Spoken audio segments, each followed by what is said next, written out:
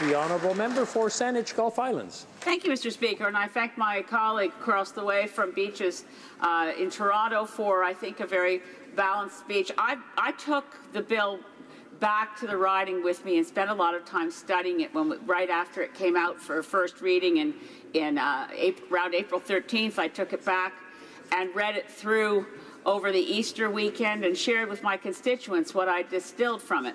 And it was that sense of balance. I was concerned about a number of aspects. I also want to make sure that public health is central. I'm a mom and a grandmom, and I may be the only person who grew up in the 60s who never smoked cannabis.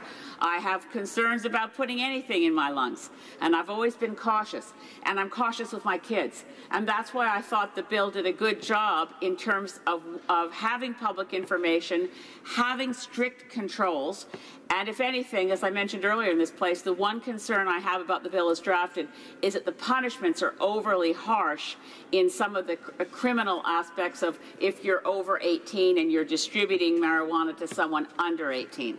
But so my question for my honourable colleague is, how will we confront what I think now are some fear-based tactics? I've looked up the Colorado experience online, researching it since we've been sitting here, and I hadn't been able to get in on the debate. It seems to me that what we've heard about Colorado, and perhaps the honourable member can throw some light on it, isn't the case. The kids in Colorado, the teens in Colorado, were already consuming cannabis much more than teens in other states before they took the measures to legalize. Their experience thus far appears to be cautiously optimistic. They're not seeing more fatalities or car accidents. They're not seeing more organized crime.